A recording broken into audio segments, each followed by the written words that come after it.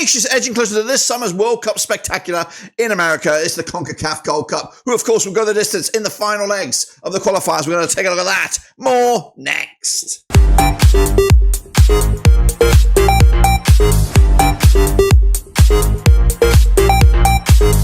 That's right, folks, back once again with another prediction video. Today is all about the CONCACAF Gold Cup Qualifiers. That's right, 14 clubs, 14 nations, that's right, heading into the second legs with it all on the line, who, of course, will go through to the tournament itself and who, of course, will pack their bags and end their season right here, right now. We'll take a look at that and much more in a second. If you knew where you've been, hit the old subscribe button. You want to subscribe for Gold Cup, Blackburn Rovers, World Football. We're going to all here under one rooski. That's right, so big wins. I mean, humongous win for Costa Rica. They're already there, guys. I don't even know why we bother even looking at it, but we will look at it. That, of course, and the other nations trying to join the likes of USA, Canada, Mexico, and even guest nation Saudi Arabia, who, of course, will get over the line and make the competition. We'll showcase you that in a minute. Big shout out to the patrons and big shout out to the members. You know who you are. So what we're going to do now, though, is revisit those first legs and then, of course, get in to the second round of games. So here we go. They should be on the screen right about now with my predictions on the left. The real deal was on the right. So Cuba, they did lose to Trinidad and Tobago. Respect. My Trinidad and Tobago brothers out there with a 2-1 win over Cuba. Of course, advantage them. But, of course, the second leg could be completely different. Suriname with a 2-0 win. That was my prediction against Martinique. Just the 1-0 win.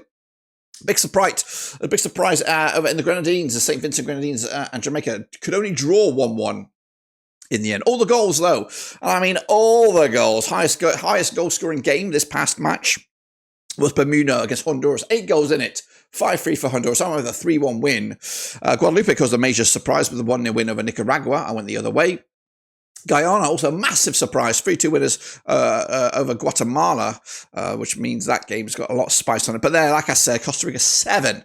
I said 7 against Belize. I went with a 4-0 win on that one. So that's the situation there. But what we are going to do now, though, is revisit the next round of games, which is the same game, but in the other venue. So sit tight, hold on. We're going to go through this and we're going to see who will be joining the nations in the Gold Cup this coming summer. And we'll have extensive coverage of that match, of that tournament this summer, right here at Blackburn Rovers. You've got to go nowhere else. Match previews, maybe some watch-alongs. We'll see about that over the summer. Looking forward to it, and hopefully you guys are too as well. We're going to start, though, with a big one. So probably the biggest game of the rounds, Guatemala. It is, of course, Guyana, coming into Estadio Cementos Progreso, Guatemala, managed by Luis Fernando Tiaguetanino, coming into this on 58% form. They are coming into this on the back of the defeat, which was the reverse fixture. And they played Guyana 4 times in 2010. 3 wins Guatemala, just 1 win Guyana. How massive is that? And no draws. Guyana, though, coming into this on 58% form. They won 3 on the spin, and they're managed by Trinidad Tobago ledge Jamal Shabazz. That's right. They're coming into this, of course, with that 3-2 win on the record.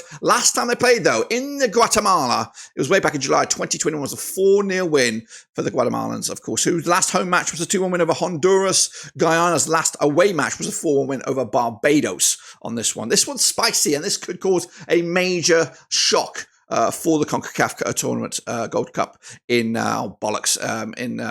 in the summer, of course. I think for the purists of this tournament, or the if you want the best of the best, you do want to see a Guatemala victory on this one. For me, though, I'm going with a 2-0 win, which I think might be enough for them to qualify. We'll showcase you the aggregate scorelines at the end of it. I don't have any bookies odds, unfortunately. We're going to have to go with my gut, and that's what my gut is thinking right now. Let's go, though, over to, where are we going to go now? We're going to go to, I'm trying to test my knowledge, Nicaragua against Guadeloupe, coming at you over at the Nicaragua National Football Stadium. Nicaragua managed by Juan Vita, coming into this on 58% form, just 1 win in the last 4 up against Guadeloupe. Jocelyn Angloma's done an absolute phenomenal job for them at the moment. Just 1 defeat in the last 6. They're 75% form.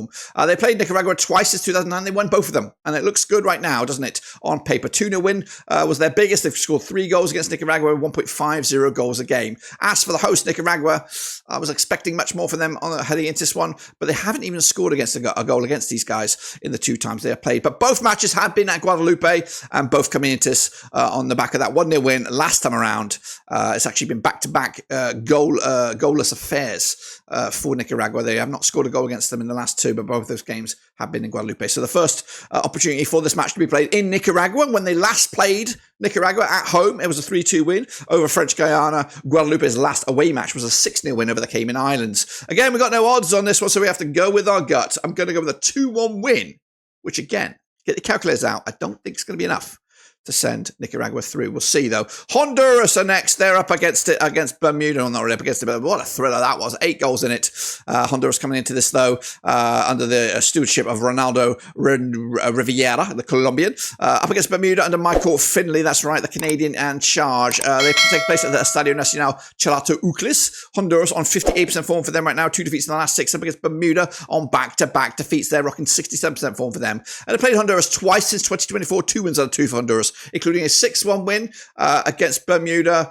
They've scored 11 goals against them, which is a 5.50 goals a game on average. Bermuda, though, yet to get a win, but they have scored 4 goals against them, which is averaging 2 goals a game. Last time they played, it was that 5-3, the reverse fixture in Bermuda. The previous match, the one and only other game, was a 6-1 win for Honduras way back in June 2024. So they've scored 11 goals in the last 2 against them. They've never played on Honduran soil, and of course, they're coming at you right here, right now. Last time Honduras were in home, they did beat Mexico 2-0 winners way back when. So they ain't no slouches, and they should come out on top on this one. And realistically, for the tournament itself, we want these kind of nations in there. We want guys that can trouble the Mexicans, the Canadians, the Americans to cause an upset and maybe put a spanner in the works, just like the Nations League final, which is a separate video. Check that one out as well. Anyway, coming at you.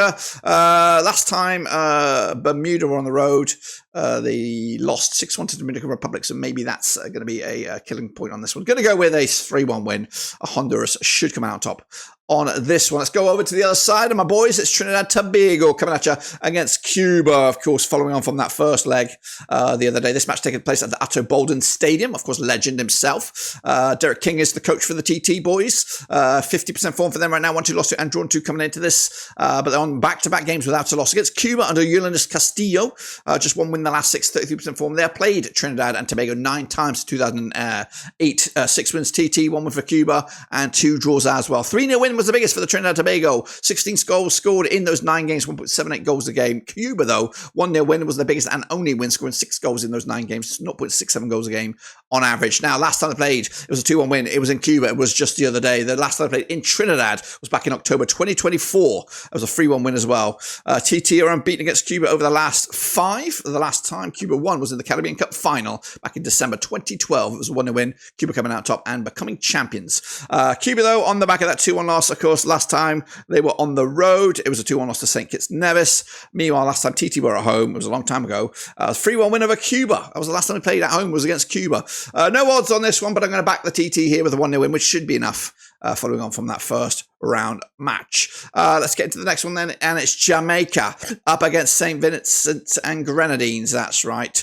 The Sabina Park, Jamaica under Stephen McLaren is not doing brilliant for them with them at the moment. Just 1 win in the last 6, 42% form for them right now. Up against the Vincent Grenadines under Canada Mercury. They're unbeaten in the last 5, and they played Jamaica just the once, which was a reverse fixture, and it was a 1-1 draw. Of course, Jamaica coming into this on the back of that draw. Prior to that was also a match at Jamaica. It was a 1-1 draw against Trinidad Tobago, of course. I don't know what's going on with Steve McLaren. I think he's just out there sunning it up, living the reggae life out there. He's just not delivered. The only match that he's really delivered was a 1-0 win against Trinidad Tobago. He's not, I don't think he's won. Has he actually won a game? I think his first game was against 0-0 against Cuba. He did pick up a couple of wins, I guess, against Honduras and Nicaragua, both on the road. But I don't think it's really clicked in for him at the moment. Hopefully, they can get into order pretty quick time as well. Meanwhile, the Vincent Grenadines coming into this 67% form for them. Last match on the road for them was a 2-1 win over Montserrat way back when. So Jamaica, Vincent Grenadines 1-1 it was last time in St. Vincent Grenadines. I do think Jamaica should come out on top of the 2-1 win. And again, we do want them in there. We want them in there. They do have a nice little team right there. I think they can cause some problems in the summer. And then kick it off forward where we go near. It's Martinique, I believe. Martinique up against Suriname, of course, on the 25th of March at the Stade Pierre-Alquier. Martinique under Marc Collat. 1 win in the last 6, 42% form for them. Up against Suriname under Aaron Winter. 2 wins, 2 defeats in the last 4. They played Martinique 4 times in 2012. Just 1 win. Suriname, 3 draws of the other matches. Martinique got 3 goals in those 4 matches, 0.75 goals a game. Suriname have got 4 goals in those 4 games. There's 1 goal a game on average. The reverse fixture was a 1-0 win for Suriname just the other day. Last time they played in Martinique, it was a 0-0 draw. Martinique's last home match, also a 0-0 draw against Guadeloupe. Suriname's last away match was a 3-0 stuffing. Of course, this is quite a tricky one here. I do want to see Suriname make it as well. I think they should be a stronger team on paper. But Martinique could cause some problems. I'm going to go with a 1-1 draw on the night which again, we'll go back to that last match, which might just be enough for Suriname to go through. And then we wrap it all up with, realistically, a game that shouldn't really be played, to be honest with you. We just surrender right now. Belize taking on Costa Rica, the Estadio Nacional de Costa Rica. Miguel Herrera's the coach up against Belize's very own Del Palayo. Played 4 times in 2013. Costa Rica scored 12 goals in those 4 games, 3 goals a game on average. They're coming into this, the hosts, on 50% form for them right now. 1-2 lost 2 and drawn 2 over the last 6. Belize, though, back-to-back games without a win, and back-to-back games against Costa Rica without a goal. In fact, they haven't scored a goal against them over the last 4, stretching back to 2013. Last time that Belize were on the road, they did a draw 2-2 with Guyana, French Guyana. Last time Costa Rica were at home, they lost to Panama. But they're not going to lose this, guys, so of course they're not. I'm going to go with a 4-0 win. I think they'll take it easy. But Costa Rica, realistically, are the superior nation in this cluster here. And of course, if I am right, and those scorelines are correct, these are the 16 nations that take place in the tournament out in summer.